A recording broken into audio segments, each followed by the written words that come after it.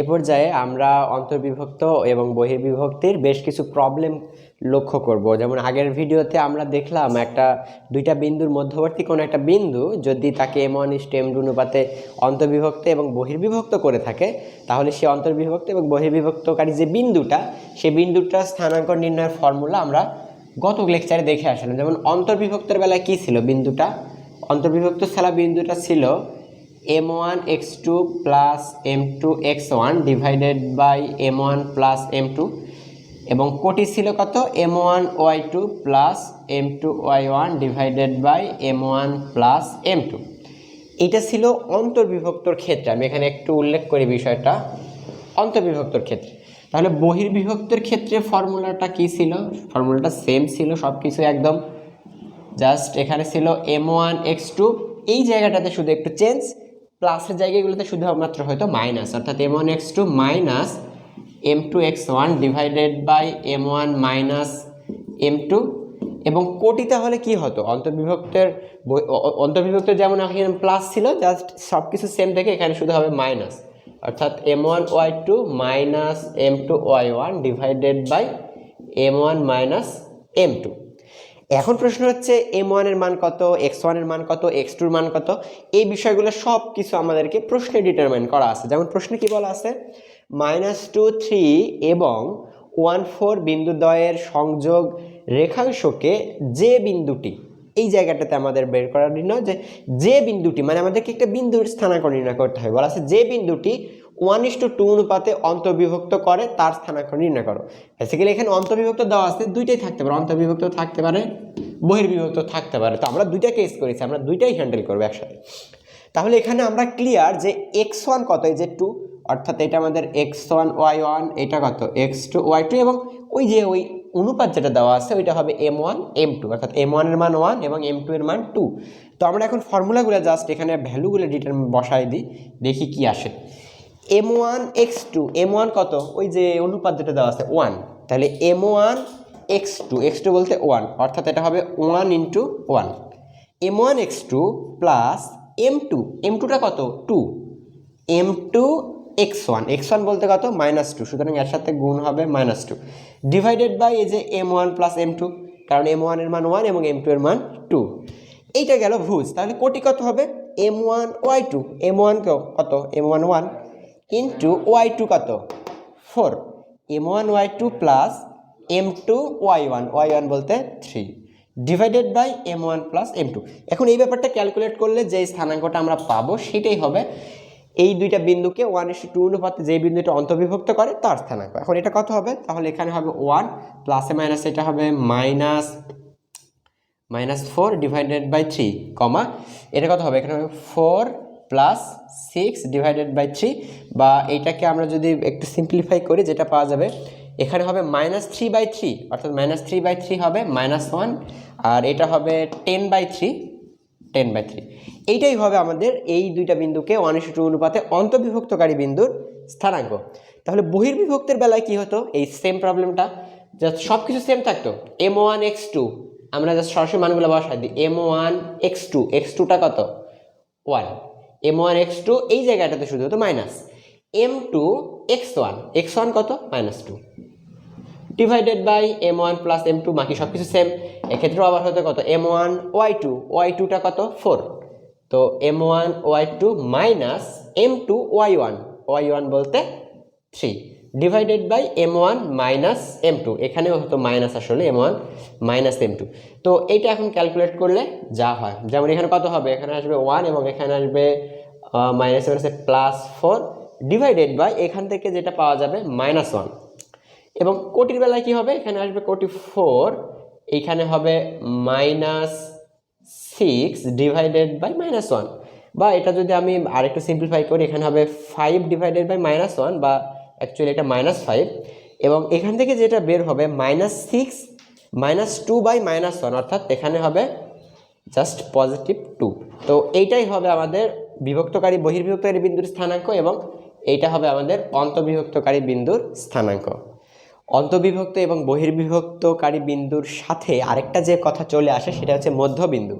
যেমন আমাদের অনেক সময় মধ্যবিন্দু নির্ণয় করতে হতে পারে, যেমন কোনো একটা বিন্দুর স্থানাঙ্ক যদি এরকম থাকে আসলে x1 y1 এবং অন্য একটা বিন্দুর স্থানাঙ্ক b, সেটা হয়তো বা x2 y2।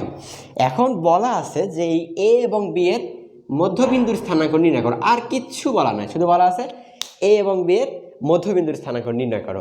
তো এই প্রবলেমটাই আমরা বহির্বিভক্ত বা অন্তর্বিভক্তকারীর কনসেপ্ট দিয়ে করতে পারি। কিভাবে? যেমন দুইটা বিন্দুর একদম মধ্যবিন্দু, তার অর্থটা কি আসলে, যে এই বিন্দু থেকে আমাদের যে প্রথম বিন্দুটা অর্থাৎ এই দূরত্বটুকু যতটুকু, এই দূরত্বটাও এক্স্যাক্ট ততটুকুই। অর্থাৎ তাহলে আমি এটাকে বিষয়টা কীভাবে বলতে পারি যে m1 অর্থাৎ এই যে এই বিন্দুটা ডি বিন্দুটা এ এবং বি কে কত অনুপাতে বিভক্ত করে। যেহেতু ডি বিন্দুটা একদম মধ্যবিন্দু, কাজে এই পারের হাফ আর এই পারের হাফ এক্স্যাক্ট সমান হবে। তাহলে আমি কি বলতে পারি না যে এ বি কে ডি বিন্দুটা 1:1 অনুপাতে অন্তর্বিভক্ত করে। তাহলে এটাকে বলা যায় কত, যে এটা আসলে 1:1 অনুপাতে অন্তর্বিভক্ত করে। তাহলে মধ্যবিন্দুটার স্থানাঙ্কটা অ্যাকচুয়ালি কী হবে? আমরা যেমন ডি বিন্দুর স্থানাঙ্ক নর্মাল সেন্সে আমরা অন্তর্বিভক্তের বেলা ধরে নিচ্ছিলাম কি m1 x2 plus m2 x1 divided by m1 plus m2। Similarly কোটি কত ছিল m1 y2 plus m2 y1 divided by m1 plus m2। এখন আমরা যখন বুঝে যাব যে একটা বিন্দু মধ্যবিন্দু, দুইটা বিন্দুর মধ্যবিন্দু, তার অর্থটা কি আর আমাদেরকে বলার অপেক্ষা রাখে না যে এই ডি বিন্দুটা আসলে এ বিকে 1:1 অনুপাতে অন্তর্বিভক্ত করে, কারণ এটা মধ্যবিন্দু। সুতরাং আমাদের এই ক্ষেত্রে m1 এবং m2 এর মান কত করে? 1:1 করে। তো সেক্ষেত্রে বিষয়টাকে একটু সিম্পলিফাই করলে কীরকম আসে? তাহলে এখানে হবে 1 × x2 প্লাস 1 × x1, অর্থাৎ জিনিসটা থাকবে just x1 plus x2, x1 plus x2। আমি সাজায় লিখতেছি x1 plus x2 divided by কত হবে, যেহেতু m1 ও 1 m2 এর মানও 1, অর্থাৎ নিচে হবে 1 প্লাস 1 অর্থাৎ 2। তাহলে সিমিলারলি ওইটা কত হবে? এটা হবে y1 plus y2 divided by 2। তাহলে এই বিষয়টা আমরা পরবর্তীতে খেয়াল রাখবো যে যদি কখনো দুইটা বিন্দুর একদম মধ্যবিন্দু নির্ণয় করতে বলে, সেক্ষেত্রে হবে কি কোনো ধরনের ঝামেলা ছাড়াই তাদের ভুজদ্বয়ের যোগফল বাই 2 এবং তাদের কোটিদ্বয়ের যোগফল বাই 2, অর্থাৎ ভুজের এভারেজ এবং কোটির এভারেজ। তাহলে মধ্যবিন্দুর স্থানাঙ্কটা কত হবে? এই যে দুই বিন্দুর ভুজদ্বয়ের যোগফল বাই 2, সিম্পলি এটা, এবং ওই মধ্যবিন্দুটার কোটি কত হবে? ওই দুইটা বিন্দুর কোটিদ্বয়ের যোগফল বাই 2, অর্থাৎ ভুজদ্বয়ের এভারেজ কোটিদ্বয়ের এভারেজ। এই কাজটুকু করলে আমরা দুইটা বিন্দুর সংযোগ সরলরেখার একদম মধ্যবিন্দু ক্যালকুলেট করতে পারবো। যেমন আমাদের এই প্রবলেমটা একটু আগে আমরা যেটা সলভ করলাম অন্তর্বিভক্ত এবং বহির্বিভক্তর দুইটা আলাদা ফর্মুলা দিয়ে। তো যদি প্রশ্নটা এটা চেয়ে থাকে কখনো যে এই দুই বিন্দুর সংযোগ সরলরেখার মধ্যবিন্দু কত আসলে, তাহলে মধ্যবিন্দু কত বলতে কি যে x1 y1 x2 y2, এই দুই বিন্দুর মধ্যবিন্দু কত হবে? তাহলে মধ্যবিন্দুটা আমরা খুব ইজিলি ডিটারমিন করতে পারি। আমরা মনে করতেছি মধ্যবিন্দুটা ডি, তাহলে সেটা কত হবে? যে সূত্রটা দেখলাম একটু আগে যে দুইটার ভুজের যোগফল বাই 2, অর্থাৎ ফর্মুলাটা কি তাহলে মধ্যবিন্দুর x1 plus x2 divided by 2 এবং y1 plus y2 divided by 2। তাহলে এখানে x1 কত? -2, তাহলে যেটা হবে -2 প্লাস 1 ডিভাইডেড বাই 2 এবং কোটি কত হবে? কোটিদ্বয়ের যোগফল বাই 2, তাহলে কোটি কত? এখানে 3 প্লাস এখানে কত? 4 ডিভাইডেড বাই 2। তাহলে এখান থেকে যে বিন্দুটা বের হয় সেটা হচ্ছে -½ এবং এখান থেকে বের হবে 7/2। তো এইটাই আসলে এই দুইটা বিন্দুর সংযোগ সরলরেখার একদম মধ্যবিন্দু। তো প্রবলেমগুলো আমাদের এই কয়েকটা প্রবলেম আমরা দেখলাম, আরও বেশ কিছু টাইপের প্রবলেম হতে পারে এই কনসেপ্টটা থেকে, যে বিভিন্ন ধরনের বিন্দু বা অনেক ক্ষেত্রে আরেকটা যে বিষয় চেয়ে থাকে, যেমন এখানে হয়তো বলা আছে যে এ একটা বিন্দু 2 3 এবং বলা আছে যে আরেকটা বিন্দু বি, সেইটা হয়তো বলে দিল α,5। এই ধরনের কিছু প্রবলেম হতে পারে। এবং এদের যে কোনো একটা বিন্দু, সে মনে করো ডি বিন্দুটা, সেটা হয়তো বা 1,3, এই ডি বিন্দুটা এ বিকে হয়তো বলে দিল যে 2:3 অনুপাতে অন্তর্বিভক্ত করে। তাহলে এই যে এই আলফার মানটা কত? কিংবা এখানে দুইটাই আননোন থাকতে পারে, যে এখানে আলফা এবং এখানে বিটা। অর্থাৎ আমাদের এখানে যে 5টা প্যারামিটার, এ একটা বিন্দু, বি একটা বিন্দু, এই ডি একটা বিন্দু এবং m1 m2, এই ভ্যালুগুলোর ভিতর কোনো ভ্যালু মিসিং দিতে পারে। আগের বেলা যেমন আমাদের এ দেওয়া ছিল, বি দেওয়া ছিল, ডি দেওয়া ছিল, মানে m1 m2 দেওয়া ছিল, আমরা ডি নির্ণয় করলাম। প্রবলেমটা এরকম হতে পারে যে এ দেওয়া আছে, m1 m2 দেওয়া আছে, ডি দেওয়া আছে, বিটা মিসিং। অর্থাৎ অন্যভাবে ঘুরাইতে পারে, যেমন এ বি ডি সব বিন্দু দিয়ে দিলে, দিয়ে বললো যে এই M1 আর M2 কত।